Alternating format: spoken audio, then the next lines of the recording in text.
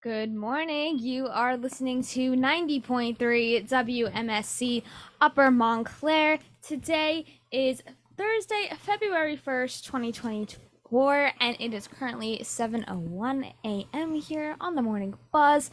I'm your host, Nicole Pizarro, and joined with me this morning, we have my co-host, Aiden Ivers. That's all right, Nicole. Good morning, everybody. Today, we're going to be discussing a lot of things, including House Republicans advancing impeachment articles, job layoffs, and even a special program with a special interview with a WMSC alum in search of a kidney donor. Yes, if you are interested in hearing all about that, you can tune in hour 2 today at 8 a.m. But for hour 1, we are going to be discussing all things news. So we're going to start off with our news update with Stella Daly. So, Stella, what's going on in the news?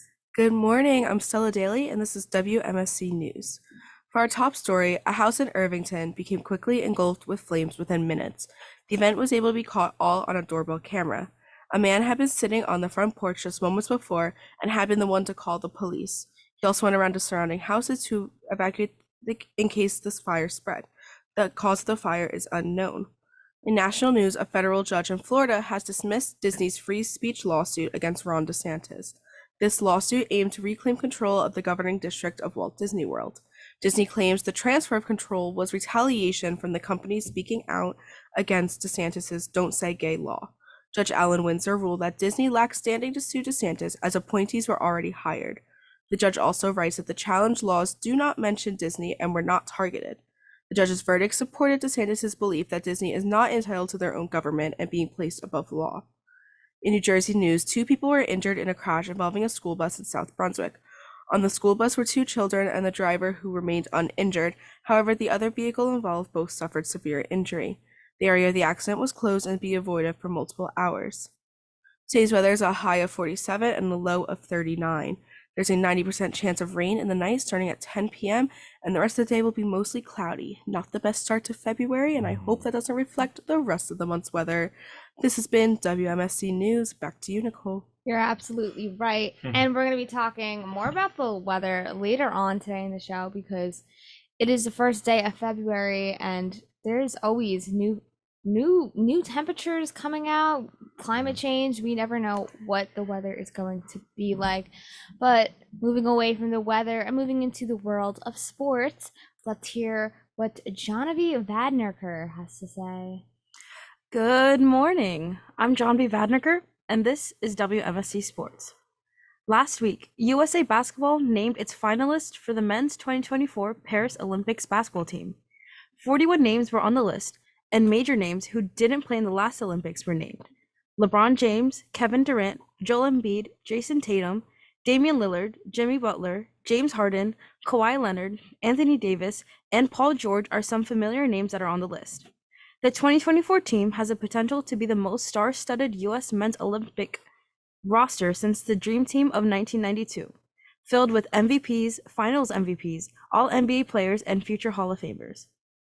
The Seattle Seahawks have hired Mike Macdonald, age 36, as their new head coach. He becomes the youngest coach in the league, supplanting 37-year-old Jared Mayo of the New England Patriots, who was hired earlier this month. Macdonald also replaces Pete Carroll, at age 72, who has been the league's oldest coach in the Pacific Northwest. With Macdonald headed to Seattle, the Washington Commanders are left as the only team with a vacant head coach opening. Macdonald spent the past 2 years as defensive coordinator for the Baltimore Ravens. For the last 10 seasons, he's been working for the Harbaughs, 9 years on Baltimore staff in various defensive capacities for head coach Jim Harbaugh, and 1 season in 2021 as defensive coordinator for Jim Harbaugh's University of Michigan Wolverines. Renowned as a bright teacher with great enthusiasm for the game and its players, Macdonald's profile has been steadily on the rise in recent years. The AFC North champion Ravens surrendered the fewest points in the league in 2023, allowing 16.5 points per game. They also led the NFL with 60 sacks and 31 takeaways. More fans streamed through the gates at Australian Open 2024 than ever before. While the world's best players put on a spectacular show on court, an incredible range of food, entertainment, shopping, and tennis activations on offer ensured fun for fans of all ages. Arina Sabalenka defended her Australian Open women's singles crown, claiming back-to-back titles, while Yannick Sinner won his maiden Grand Slam men's singles title. Australian Open 2024 broke both 2-week and 3-week attendance records. 1,020,763 fans came through the gates during main draw, compared with the previous record of 839,192 set in 2023. An additional 89,894 fans attended during Australian Open's opening week, bringing the 3-week total to 1,110,657 people. Now that's a lot of people. On to Montclair State University sports. The Montclair State University men's basketball team led wire-to-wire en route to a 90-75 victory over William Patterson University on Wednesday evening. The Red Hawks visit Stockton University on Saturday, February 3rd, with the game time in Galloway, New Jersey, scheduled for 1 p.m. Unfortunately, on the other hand, the Montclair State University women's basketball team were defeated by the William Patterson Pioneers in overtime, with the score being 67-60 in the NJAC matchup Wednesday night. The Red Hawks are scheduled to be on the road Saturday, taking on Stockton in Galloway, New Jersey at 3 p.m. Here are the latest in scores. The 49ers beat the Lions 34-31. The Chiefs beat the Ravens 17-10. The Knicks beat the Jazz 118-103. And finally, the Cavaliers beat the Pistons 128-121. This has been WMSC Sports. Back to you, Nicole. Thank you so much for that sports update. And we are wishing our fellow Red Hawks good luck with their game at Stockton coming up. And now we're going to venture over to some breaking news here at Montclair State University, because there is a steam shutdown happening today. The gas and steam in Freeman Hall, Russ Hall, Chapin Hall, and the Panther Athletic Center will be temporarily turned off today due to an unexpected utility service repair. It will begin tonight at 8 p.m. and be turned back on at 6 a.m. tomorrow. Freeman Dining Hall will be closed today as a result of this. Students can go to other dining locations for meals, such as Sam's Place, which is our second residential dining hall on campus, as well as Yella's, Red Hawk Diner, Blanton Plaza, the Student Center Cafe, and Panera Bread. So for all of those residents here who are staying on the weekend, who are here right now on campus today and tomorrow, Freeman Dining Hall will not be open, and the steam system is going to be shut down. Hopefully they get it back up and running as soon as possible, because You're at the right. end of the day, this students are, temporarily staying here, and this is an unexpected situation if they're planning, to stay this weekend, as you said, Nicole. So you always want to make sure that just the basic accommodations are there. And Exactly. if something goes wrong, hopefully they get fixed as soon as possible. Hopefully it gets fixed as soon as possible. Right now, it is scheduled to turn back on tomorrow at 6 a.m., so which is good, which is bright and early in the morning. You could wake up with the morning buzz tomorrow if you really wanted to. But yes, hopefully they fix this as soon as they possibly can and on time, so students can get their gas and steam for their residential buildings. Let's move away from Montclair State University news. Aiden, can you tell us what's going on in the House of Republicans Yes. world? That's right. Yes, again, Nicole. According to NBCNews.com, the House Homeland Security Committee, the House Representatives voted to advance Republican-led impeachment articles against Alejandro Mayorkas, the United States Homeland Security Secretary. The lawmakers behind them, who secured the vote with an 18-15 line, accuse President Biden and his administration of disregarding laws surrounding immigration amid the migrant crisis and to seek to impeach Mayorkas. He would be the second United States cabinet member to be impeached if it succeeds. The full vote will take place next week, according to Steve Scalise, House Majority Leader.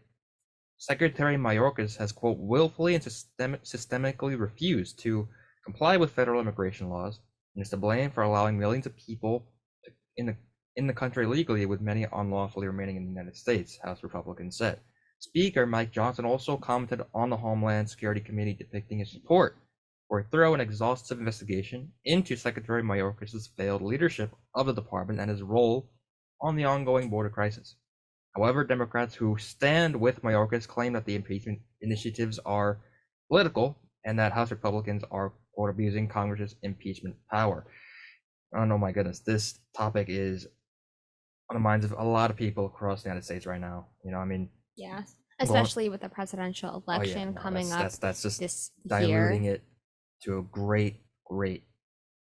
It's growing at an exponential rate, and it's been getting this way for a few months. As you remember, Nicole, we actually discussed this on our show this past fall, just because it's just so So monumental why? But across the United States, and there's a lot of people in some specific cities, specifically just 12 miles from here, New York City, where Mayor Eric Adams and Governor Kathy Hochul have kind of said, like, we need help with this, because it's just such a widespread issue going on yeah. all over the United States that we can just bring back here locally as Yes, well. and unfortunately, it seems like as we get closer to the 2024 presidential election coming up, we're going to probably be hearing more charged stories like this, because we've been hearing about how like half the United States, or half of the governorship in the United States, have like thrown their support for the state of Texas, which is kind of at the heart of all this, because this is where it's kind of taking place, and that kind of also just adds even fire, and now we have like politicians looking to get the Oval Office, who have to All they different have they types have of to elected officials. they have to like, Yeah. because they know this is what people in the United States are concerned about with their vote and exercising their civil right. So it's really on the minds of on the people in the United States, along with of course everything else that we hear in the news today. But this is definitely like one of the top ones, and unfortunately, we're gonna be hearing these types of stories, with now Very often. the impeachment articles looking to remove United States Secretary Mayorkas from his role because of the way that things are going, and we're gonna hopefully these kinds of really charged stories don't drop the impact that they continuously do, in like our news cycle in the Definitely. United States, because it's kind of what we've been used to for the past couple of years. Yeah, and even to get on to more facts relating to this story, the second impeachment article accused him of breaching the public trust and lawful oversight of the Department of Homeland Security, and the impeachment resolution will, quote, be on the floor next week for the full House to vote on, said Scalise. So we will keep you all Yeah, updated here on the Morning Buzz on what the House is going to vote on and the impacts that will have on us as people living here in our country today, all over the world. Yep. And to move away from the political side of things, Biogen is going to stop selling the controversial Alzheimer's drug Aduhelm. Biogen will halt its development of the drug Aduhelm, which was once seen as a potential treatment for Alzheimer's disease before stumbling in its creation years ago. The company said yesterday they are ending a study which is required for FDA approval. There are currently around 2,500 people in the world taking Aduhelm, and they have until November to find alternative plans. Biogen will continue to find ways to treat Alzheimer's and is in assistance with IC, a Japanese medical company, to sell Leqembi, another drug for Alzheimer's. Aduhelm became the newest Alzheimer's drug in 2 decades. Despite reaching accelerated approval from the FDA in 2021, more studies were required in its creation and effects from regulators. It provided Biogen millions of dollars in quarterly sales, but in 2022, the company announced major changes in its marketing of Aduhelm. They unsuccessfully tried to find business partners for the drug before additional research toward it would be required. Yeah, this is another type of topic related to what's important in people's lives in the United States, which is their medical care and their health care, right? And it requires families to think about, well, we have this type of medication that supports us with whatever condition that we have, And now that the companies are that we've been relying on over the past however long years, you got to think about alternative plans now. Yeah, no. Unfortunately, and There's- even it said in the article, as you just read, Nicole, 2,500 people in the world taking drug for Alzheimer's. That's a large amount of people in our world. and even there's 390 million people in the United States, but there's so many. even these people, even if it's just compared to that number, they need the help. They need all the help they can get. They need help, especially there is an alternative drug that they were talking about, which is IC. So they can look at that, if that can be an option for them to even look more into the numbers regarding it. According to Alzheimer's Association, more than 6 million Americans of all ages have Alzheimer's, and from a study from last year in 2023, Americans aged 65 and older are living with Alzheimer's, and it's more prone to them to have the disease. So like you said, it's mostly our elderly population, our seniors that fall into this category when it comes to medical care and having the necessary medication to help them move day to day, right?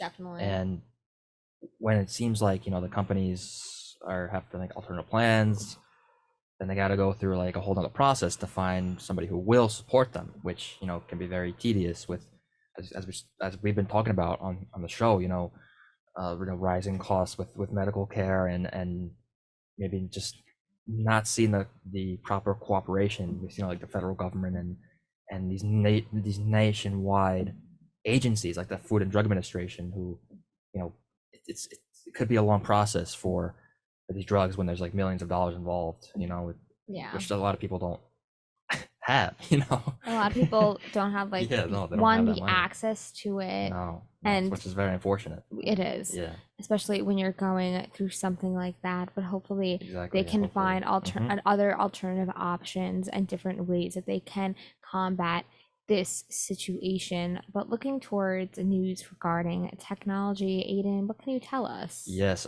also in the medical world, this is one of the many things also that people have to unfortunately worry about because of mishaps on the end of their providers. Because according to NJ.com, cyber attack, which impacted Capitol Health in the past year, may have leaked private information of its patients, including names, addresses, social security numbers, and email addresses, along with potential clinical information. Capitol Health said it is in the process of intricately reviewing the data to see for sure whether or not its patients' private information was made available toward third-party users. It operates in Mercer County with Capitol Health Medical Center Hopewell in Pennington and Capitol Health Regional Center in Trenton. Once the cyber attack was made clear to the public, the hospital quickly moved to contain and remediate the incident. It took place between November 11th and 26th of this past fall, and on or around December 1st, the people who were trying to seek the private information of the patients, either acquired or accessed the company's private network. But Capitol Health has made it clear that there has been no evidence of personal information being misused. They are also offering identity monitoring, fraud consultation, and identity theft restoration services to help their customers.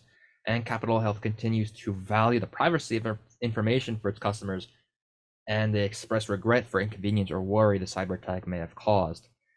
Cyber attacks are serious. Yes. Yeah. Oh my goodness. Imagine, like we said before, being like a family or a patient who is struggling to get the medication that they need. And it's like, well, how am I going to get this? And then also, your private information might have been, available to a bunch of hackers. That's just feels like this is happening so much more frequently now. So, I feel like it's happening more, especially after COVID. Yes. Yeah. You're definitely right. It's a huge thing now. And it's a really, it's an unfortunate scenario. It brings a lot of unnecessary stress onto these families who are already dealing with a lot of different problems in their lives, and they got to take care of them. They have different responsibilities, and now they have to deal with this just happening. There's really, this with how the way that technology is going, it's really unpredictable when these things can happen. I'm sure I'm sure like you guys know, I guess let's say for social media, sometimes we get these weird messages out Yeah. of nowhere Hackers Yes. are from people sending these so links. common. If you click the link, who knows what could happen? That's what I'm And saying. it's like, it's really unpredictable what these people are capable of with the way that technology is. They could, in the snap of a finger, just change people's just ways of life, very negative way. And hopefully these people who are part of Capitol Health, are not in that Situation. situation, with having their, oh my gosh, clinical information being leaked to whoever's trying to. And that's where it just becomes so scary because it can get leaked and who knows where it goes, who knows Yeah. what people are going to do with that information. And we were talking about how hackers became they were always a very big thing, but I Yes. think during the COVID-19 Sure, pandemic sure. it really enhanced, and I think a lot of that has to do with the fact that people were bored because they were just in their Yeah. homes. Unfortunately, yeah, Yes. you're right, Nicole. Yeah. Technology really had to step up in that situation where people weren't able to see each other in person. We weren't able to go to school. Like Yep. there were so many situations where it's so easy to get hacked, and it's really unfortunate, and it's really a matter of just really being mindful of what you're Sure. pressing on your phone. Mhm. And sometimes it's out of our control, and that's the hardest part. Exactly, and we just heard this week, actually, I'm sure you covered on the show, that like, to go back to social media, that's like in the news of being like testified against on the Senate floor in the United Yeah. States. That's how monumental it is in like our age. With everything coming up, like we said, presidential election. That's a big component, as we said before. Medical Such a care. big part of what 2024 is Yeah, going to like- be, and it's only the second month of this year. Exactly. So we have a lot of things on. Just wait till we get deck closer to- and closer. Yeah, to It's gonna be Yeah. talk crazy. about it, but the bottom line is like, yeah, hopefully, if these people, like Capitol Health says, like, yeah, nothing's wrong, guys, don't worry, but They are trying to protect their yeah, members as much as they possibly can. hopefully, if if if if information is in the wrong hands, hopefully it gets back in the right ones, and they improve their security with this, because Yes. it's a very unfortunate scenario. It's needless as well, because like we said before, people have different responsibilities, and now we just have hackers trying to get our information. That's Yeah, I also know. there. That's also there. Which is definitely scary, No, but it's not good. the company is trying their best to protect their privacy and security of all the information of their customers. So hopefully they can do so, and it will work out. Yep. But with that, we are going to go on a short break here on the Morning Buzz, and we will be back with some more news. Guys, we need to update. Good morning, and we are back here on the Morning Buzz with some more news, as always, and we are going to jump right back into it. That was also Every Lie by My Darkest Thank Days, a you. request from Aiden. Thank you, Nicole. Of I course. like that song a lot. Well, It's now pretty good, time Aiden. to talk about Alec Baldwin pleading not guilty for fatal film shooting. Alec Baldwin has pleaded not guilty in charges of involuntary manslaughter in the fatal shooting of a cinematographer on set. Court documents show that Baldwin entered his plea on Wednesday, and in doing so, he waived an arrangement that was meant to take place virtually today. The film in question was Rust, of which Baldwin was the lead actor and co-producer. The incident occurred when Baldwin was pointing a gun at cinematographer Helena Hutchins during an outdoor rehearsal, and the gun went off, killing her and wounding director Joel Souza. Baldwin was indicted by a grand jury in Santa Fe after a gun analysis was done, and the charges were renewed and then dismissed. Baldwin is still pending trial under restrictions against possessing firearms, consuming alcohol, or leaving the country. He faces 18 months in prison if convicted. This has been going on It for has. a For very a long long time. time. This is like the 100th time I've heard about this story. And Yeah. it's a really, really super unfortunate situation. Yeah. He's still his trial is still pending, and we don't know what's the outcome of that is going to be, but it's truly like a timeline of events. Exactly. And when I hear about this story, whenever we hear about it in the news, I kind of always think about, how the ways in which like people, I guess, consume different types of media. because there's a lot of people who enjoy, these TV shows or movies with action in it, with of course fake firearms, people using them. Yeah. And unfortunately, in this case, that was part of it. People were going to watch a piece of media with use of firearms, and fortunately, a real one was accidentally used. And as you said, Uncle, it's very unfortunate because not every piece of media involves that type of narrative, right? That's what's wrong Yeah. with the media in general, is that people just tend to like the really Exactly, yeah. sad stories, really Very like violent, very things, violent yeah. stuff, and that's where it's just really unfortunate for the people that are dealing with it. And Yeah. we are hoping, we are sending our condolences to anybody still going through the story, because it's been out in the news for a really long time, really yeah. long Exactly. time And now. I remember one time we were covering the story in the past, and we said, like, hopefully, because it's probably not going to change the fact that people It's are going not. to want to see this type of things portrayed in It's their the way TV a shows lot and of people movies. in our world think. Yeah, they want to see this like action-packed piece of media, keep for whatever reason, like they like that type of thing, they like that type of entertainment. But there has to be like things in place regarding like secure use of like props, Yes. ensuring Yeah. that real firearms are nowhere near No. any Or any staff way or of any type of genuine danger. Yeah, There should have because- never been bullets. Yeah, there's like in the because- gun Yeah. that they were because if- using.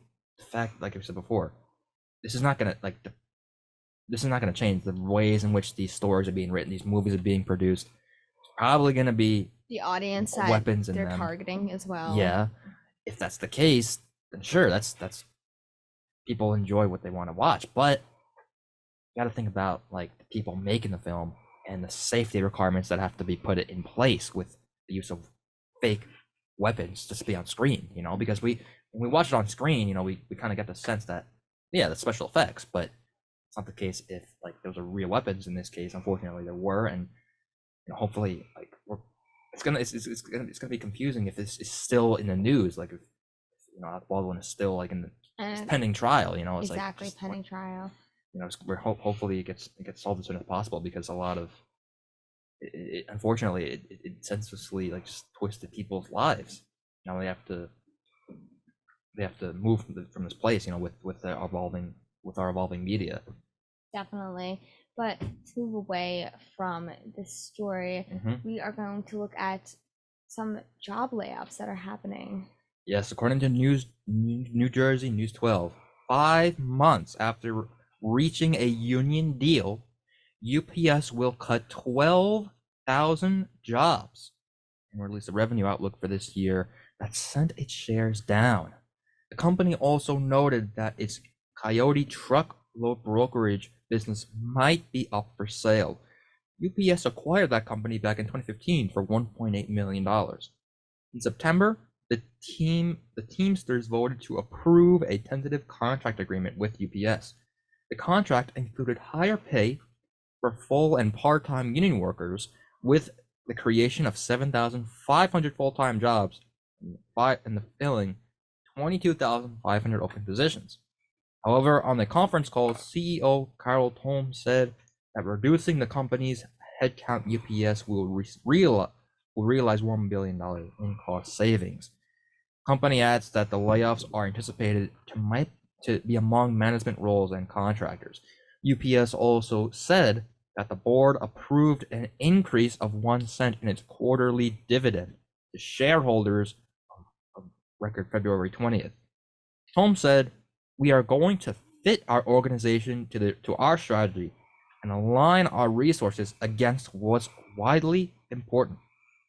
And unfortunately, we have also been covering here on the Morning Buzz numerous different companies, across a bunch of different fields in the United States, going through this same procedure, with unfortunately laying off a bunch of employees due to, fitting their budget, just the way that, the economy is right now, and how everything is very expensive, and companies have to inflation. adjust to that accordingly. And unfortunately, this is guess this is the most applicable way to do so from, like a business CEO perspective, right? Because like you have $1 million or $1 billion company, and you gotta like we said, you gotta adjust it to just the way in which the economy is flowing, and unfortunately that might mean you can't make everybody in your company like satisfied with that, You're unfortunately. definitely right. And a lot of that has to do with the decline in revenue that the company was dealing with. And I mean, a lot of companies dealt with this during the pandemic. Lots of them lost a lot of money. And this is a big factor of job layoffs, and it's really unfortunate, especially like management roles and contractors. Like those are really big significant roles within the UPS company, and they're losing a big chunk of those people, and because they just can't pay them. It's unfortunate, Nicole. And we think about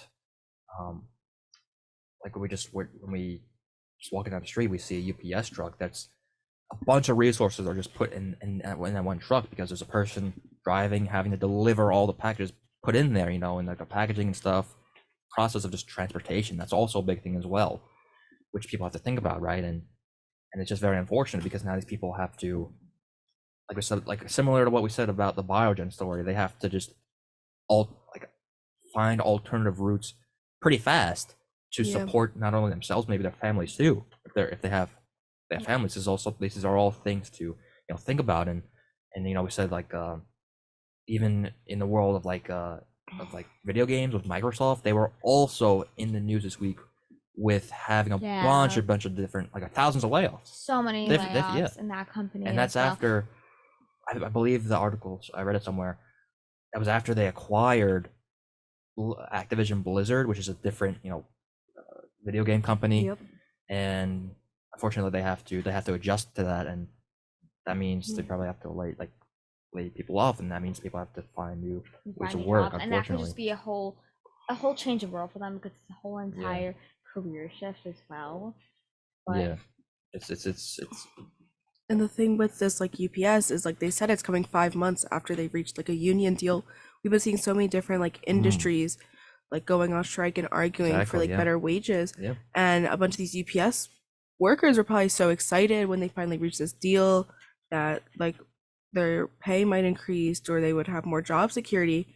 And it took 5 months for that to be taken away from them. That's very unfortunate, Stella. That's a strange occurrence to happen, because like you said, it may seem like people's the future is steady, but then we read the story, and that might not be the case at all, which is very unfortunate. But hopefully the people that have been laid off by this company UPS hopefully find like maybe alternative jobs in other maybe similar companies, with like delivery or whatever it may be, marketing, packaging, of that nature.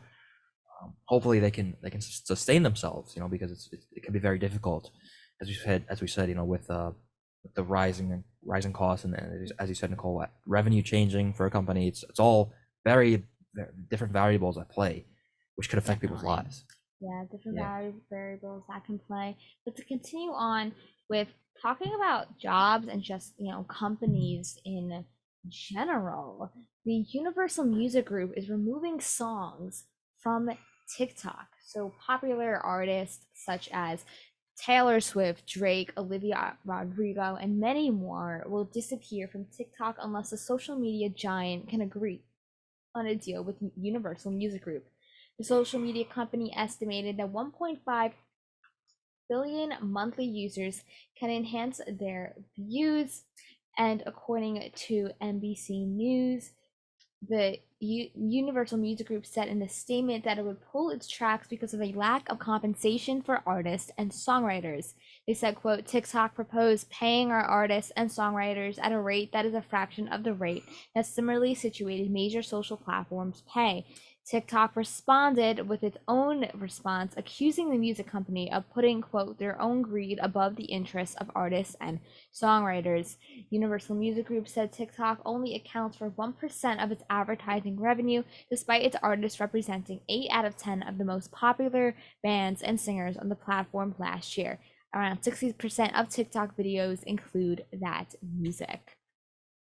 Again, this is another type of story where profit is kind of at play with millions of people's lives. You know, this.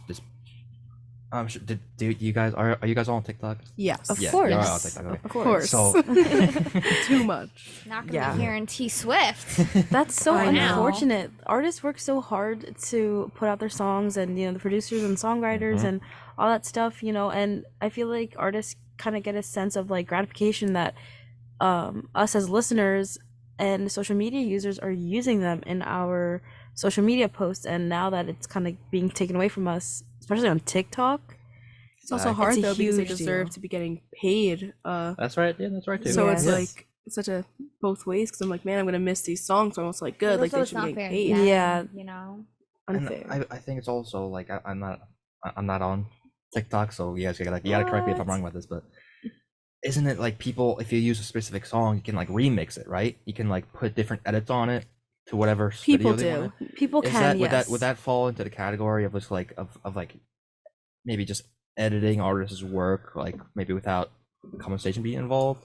Yes, which I think is what Universal Music Group is also trying to, especially with like I know one of their other things they even talk about is like the AI covers that people will be making. Yeah, Yes. yeah. Oh, Where you'll yeah. hear My like Taylor goodness. Swift singing a Harry Styles song.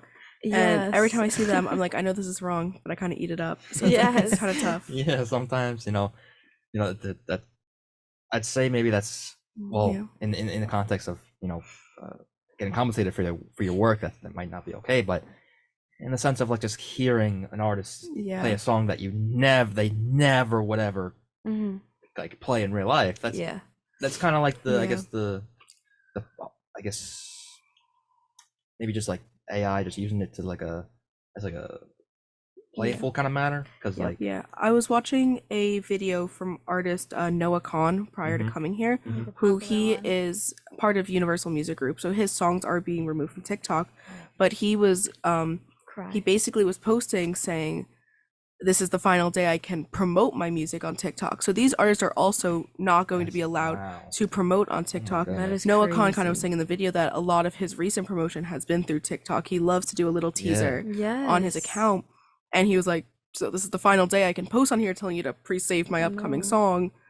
So it is, I feel like that's going to hurt some of the smaller artists who are in Universal Mhm. Music Oh, Group, which Noah Kahn's yeah. by no means anymore a small artist in this group, Yeah. but he did get a start a lot from songs of his blowing up on TikTok and himself promoting it through this platform.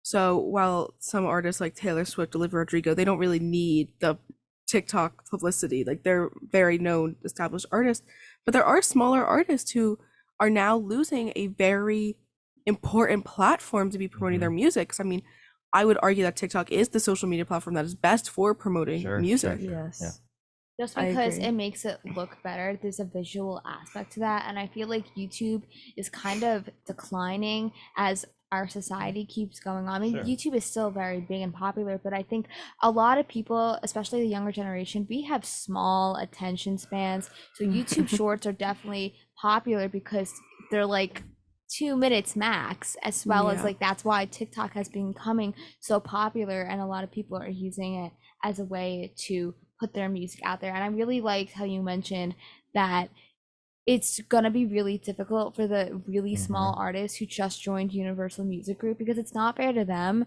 as well as all the other artists within the entire company. Yeah. No, I mean Universal Music Group is kind of always, I guess I would say, in my opinion, had some questionable actions regarding their artists, because Yeah. decades ago, before the rise of, like as you said, social media, TikTok, I can recall like there was a band, a gothic metal group, We Are the Fallen, who I really enjoy, and they were signed to Music Group, and then Universal just decided to just drop them out of the blue, just like Yeah. end their contract. So Oh my goodness. it's just the really the profits Yeah. the most important thing, and I Exactly. disappoint a lot of people then and now. It's the same idea. People, Yeah. you never expect these things, and hopefully, like you said, Stella, these people who have music as a living can all like find alternatives to promote their work, which they work hard for. They work hard. Yes. Especially the crew on like songs like these, like Yeah. who might not be as known. The issue is like for these like lesser known artists who really are like kind of counting on getting like a viral hit from on TikTok. When a song does blow up, like the amount of like revenue that must go into like the songwriters and like the Yeah. co-producers and like people who had smaller roles in the song who aren't like necessarily like the name on the song, the face People on the don't song. realize what Their goes wage, on. yeah, People don't realize like what's going on behind the scenes. exactly. There's so And much that Yes. goes into creating a song. It's not just the singer, and that's because that's No, just the face no. that we see. Yep. yeah, That's And exactly right. especially when on TikTok, like I remember, I don't know if you guys know the song "Until I Found You" by Steven Sanchez. It's the really Yes. romantic song. The first time I heard it on TikTok, it was the artist actually singing it. He had put out the teaser for the music video, and I remember seeing how many views it got, and he was a very small artist. And after that song, I feel like it was mainly because of TikTok and how many people had used it in their TikToks. It kind of gave him the publicity he needed and the fame that he has now. And it's kind of just unfortunate, I feel like as a viewer, not being able to see, like Stella said, small artists thrive, and especially seeing teasers for new songs, Mhm. especially from artists that we like. I feel like it kind of takes away the kind of source of excitement that we get towards their new music coming out. Yeah. And I guess with this happening with TikTok, I feel like the next best thing is Instagram Reels, but I feel like I only use Instagram Reels for memes anyway. So I'm already a little embarrassed to say that I get a lot of my music from like I'll like get music Yeah. recommendations from TikTok. I don't know if I can live with having to say I got my music recommendation from Instagram I- Reels. No, I- yeah, me I've too, been- I've- honestly.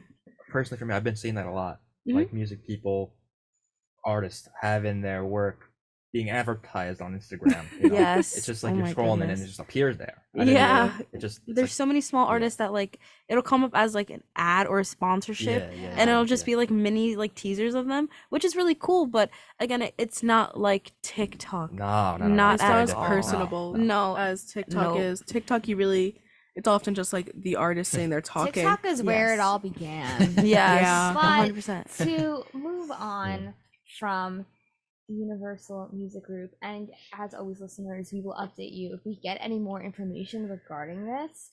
But now we are going to talk about the weather, as we teased before, because are we getting a snowstorm this February? Aiden, can you tell us? Sure, then, Nicole. According to Patch.com, not a lot of people like the snow, but for those who do, you may have to wait until mid-February to see any more. The first 2 weeks of February are forecast to continue with above-average temperatures until halfway through the month. New Jersey typically sees the most snow in the month of February, with monthly snowfalls averaging 6.6 inches. We have not seen a lot of snow this winter season so far, but with the new climate patterns we have been seeing, there may be changes in temperature and snowier late winters in the Garden State. AccuWeather's 2023 to 2024 weather prediction states the window for snow-producing nor'easters will open in late January through February, which could dish out hefty snowfall amounts into Boston, New York City, Philadelphia, and beyond. A strengthening El Nino will make this winter different from last year. I feel like every winter is different. Yeah. Yes. Yes. Yeah. Every winter's different. You either get like a really, really cold winter with snow Yep. all the time, or you get like a warm winter. There's no snow. Which there's is like so rain. odd. That's what It's happened so last year. random. That's what happened last year. At least maybe I think the first time we got snow last spring, like 2023 spring, was in February sometime. It was in Yes. January. You And it know? was interesting because as the start of this year, we did have a good amount of snow here Yep. on campus. The first day of classes was on January 16th, and they canceled Yep, remember classes that. until 11 a.m. Yes. because of the snow. Yes. Me being from South Jersey, What was that experience like? oh, it was not the best in terms of snowfall, because I love watching the snow and seeing the snow fall and waking up and seeing everything covered in white. But when the snow fell last February, it was literally flurries, and it was very disappointing. But this year, coming to campus and seeing how North Jersey is, with the snow, it was really refreshing seeing it. But then my parents would send me pictures from back home, and our whole street is filled with snow, and it's just crazy seeing how the climate is changing and the forecast changing, and every year our winters being so different, because it's kind of just like You don't know what to expect for the winter. Yeah, feel do you guys remember, I think in 2018, there was a day in February where the temperature was like 80 degrees. I remember that. Yeah. What? Yes, Yeah, it was I hot. Yep. do. It was like a Hot. summer day in February. Yeah, it I was remember- so That was odd. weird. It was so odd. Yeah, no, it was strange, but I must have stayed inside all day that day. I don't remember that. no, it's okay, Stella. But it's like yeah, with the way that we are now, if we do see significant changes, with snowfall, it's probably not. I mean, we're gonna have to keep an eye on like our alert systems, whether it's from like school districts or snow like statewide alerts for snowfall, because we've been hearing those things as well. It's just unnecessary more stuff people have to focus on. Yeah. On top of everything else, people have to focus on. Yeah. Especially commuters. I worry for the commuters here actually, because them yeah. driving in the snow and not the safe, slush not and the safe, black not ice, safe. not safe at all. Yes, it's super We see some bad slippery. driving when the weather's good. So yeah, I know. Imagine what it's like when it's Yeah. bad Imagine when weather. it's really Ooh. bad. Yes. Well, Yeah. hopefully, we'll see what happens with the weather, but it's always changing here Yeah. on WMSC in the Montclair area. But we'll be Yeah. on a quick break and we'll be back with the morning buzz. Have some more news. So Hulu is now monitoring password sharing. That's right, Hulu is joining the Netflix and Disney Plus trend on password sharing. In an update to its subscriber agreement, the streamer wrote, "Unless otherwise permitted by your service tier, you may not share your subscription outside of your household. A household is described as a collection of devices associated with your primary personal residence that are used by the individuals who reside therein." An email was sent out to subscribers to be notified about the change. This move comes right after Disney Plus updated its subscriber agreement as well. In August, Disney CEOs Bob Iger announced they were actively exploring ways to address account sharing and the best options for paying subscribers to share their accounts with friends and family. For Hulu, the subscriber agreement took effect for new subscribers this week, and for prior and existing subscribers, it will take effect starting on March 14th. Yes, and this also relates to what we said before, Nicole, about the story related to UPS and Universal Music Group. There's profits to be made for these companies, right? People are paying these companies for a specific purpose. In this case, it's to stream TV shows or movies on Hulu, and people try to outsmart the system by sharing the Yes. passwords. And Yeah. it was very easy for people to do that, especially like if you don't want to like make your own account, you Sure, don't want to sure. pay for your own account. They're Yeah. like, they just go to a friend. They're like, "Oh, can I have the password?" No, that's not going to work anymore. Which Yeah. Though isn't it's gonna also work. though sometimes you just aren't living with like your parents. Like I mean, currently I'm living on campus. Sure, yeah. That's true. And personally, I do not have money to be paying a monthly subscription. We were talking about this off camera. I do not have the money to be buying a monthly subscription. Mhm. So if for some reason, let's say I get locked out of my Hulu because they're like, oh, you're not in the household, then Hulu's That- like they're losing streams from like it'll end up losing profit because Which- Yes. less watchers. Because I know a lot of college, especially college kids Sure. age, Yeah. who are like probably like some of the main audiences streaming. If they get locked out of their accounts, they're not buying a new account. There's, Oh, there's yeah, no no, way. that's There's no ridiculous. way. Meaning their view numbers are going to go down. So maybe, yeah, they'll get a couple new subscriptions from people having to buy their own account. But if they don't have the numbers, they're not going to be making as much profit. You're right. No, And Agreed. no. that actually happened to me last year with Netflix. I Mhm. was trying to get into my Yes. Netflix account, and just one day I literally could not. And I was like, I'm not gonna buy a whole entire new Netflix account because I'm not No. like in my house right now. And that's where you're right. They are gonna lose subscribers because of that. But also, I can see where the company is coming from since they don't want you sharing passwords, which makes sense. Mhm. Yeah. Yeah, I mean, it goes back to just it's probably a lot of money to acquire specific series on these streaming services. There's specific shows that are popular that people can only watch if they have a specific streaming service, right? It's kind of like it's kind of I don't know, it's kind of a weird trade system, I guess, with these Yeah. shows being made, and we want to see them, but there's also money to be made for the people who are carrying those specific shows. And like you said, for the people who try to outsmart that and try to share with others who might not be paying for it, that's, I think, in the company's eyes, that's the equivalent of maybe even like piracy, because people aren't paying for it; they're just slouching off of their friends or family's backs, which they're not. That's like unaccounted for money to be made in the eyes of these companies that are, paying for it. That's just They're what it just comes down trying to, make So revenue in general. it might be a little bit annoying, but like it's yeah, I don't think Yeah. I don't think the CEOs and the people running these companies have much concern for what we have to complain about. No. That. Yeah. You're definitely right, Aiden. Yeah.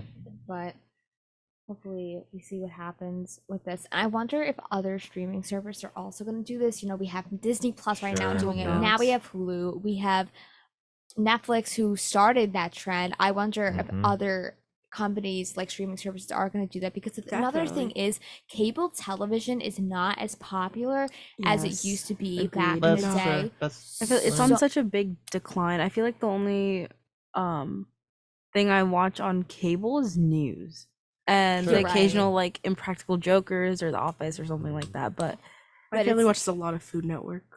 oh, that too, That's Cake Boss, true. love it. that's not to go like just to add one thing about that. That's also Yeah. that's been converted almost to kind of streaming Mhm. services, because Yeah. there's kind of been like a migration from Mhm. cable, like physical cable box to like streaming Yep. stuff. I just saw The Office is now offered on Peacock, which is Yeah, another yeah. streaming service. Yeah. So Yeah, so it's I just agree. a matter of how people want to get their media, Mhm. and whether Yeah. or not their providers are gonna carry that. Yep. And a lot of streaming services now, I think Peacock is one of the ones that lets you watch channels live, especially like events. Yeah, That's yeah. really So interesting. it's- Like Yeah. award With- seasons too. which Yeah, is I know coming up. that one had like the awards season.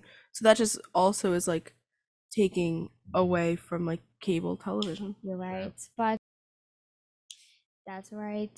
We want to thank Pete, Tom, and Bob for sharing all of their stories in order to spread awareness for kidney donations. Again, if you are interested in learning more about organ donation or are considering helping save a life, you can visit www.organdonor.gov or call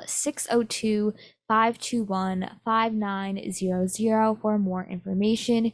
You have the power to become a hero, and we are wishing Peter the best of luck in his search for a kidney donor. To move on to our normal programming here on the Morning Buzz, we have a very wholesome story that we're going to say. So, a boy reads to residents of care home. Harry, a 5-year-old boy, spends his free time after school reading to residents in Pendane Park's Highfield Care Home. His mother shares that his love of reading is what led her to bring him to the care home where she works. She shares that he has become a favorite among the residents and that their faces light up when they see him. She adds, quote, "Staff also have got to know him well and always shout out, 'Hello, Harry,' on his arrival. They all know him and enjoy hearing how well he is progressing with his reading." Harry adds, "It's great. I like to make them smile, and it's nice when they help me if I get stuck on anything." Since then, Harry's mom has reached out to his teachers to arrange for a field trip to the care home to read the residents as a class. She said, "It's always a good idea bringing older and younger generations together. They easily enjoy each other's company and can learn so much from each other." To have Aw. this type of thing go on for people who are in care is really, I think, touching. We it's very fitting as well, because these people are in a specific kind of condition, and to have somebody who might not be in an age range, but just to be there for them, even like if they're a lifetime younger than they are, Oh, that's something definitely. really special, I think it's really special to see that, like you said, the two generations are coming together and they're able to have this beautiful like moment because Mhm. you don't see this every day. And now that they're also not just going to have this one kid come read to the residents, they're having the entire class go, I Yeah. think is really beautiful Mhm. and really special, and something that that child will remember for the rest of his life in order to help the residents, because they need that source of entertainment, and Yeah. having children do that I think is really beautiful. That's definitely right. I mean, considering the alternative is probably some, talk show on a TV on like in the room they are in, which is probably less. I guess there's not much of a drive there compared to like a young boy or young child being there. That's more appealing. I feel like, Definitely. Yeah. It would definitely bring them a sense of joy. I feel like if I were in that position, it's really adorable and very wholesome, and I'd be very excited. Mhm. It's also such a good memory for the 5-year-old, like he's being taught how to read by Yeah, all of yeah. his people. Yeah. And I can just imagine that, like, just such a fun environment to be growing Exactly up in. right.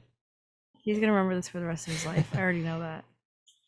That's right. He is going to remember it for the rest of his life. But we want to thank you all for tuning in this morning to a lovely morning buzz, Yeah. and tuning in to Peter's story on his search for a kidney donation. Again, if anybody wants more information, you can visit www.organdonor.gov or call 602-521-5900 for more information. Yeah. Thank you for interviewing him, Nicole. That was a great job you did. Like Thank all you. three of them. That was great opportunity for them to.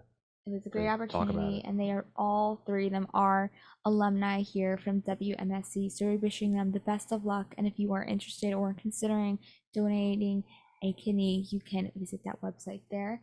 We hope you have a great rest of your morning. One day, I'll teach chemistry.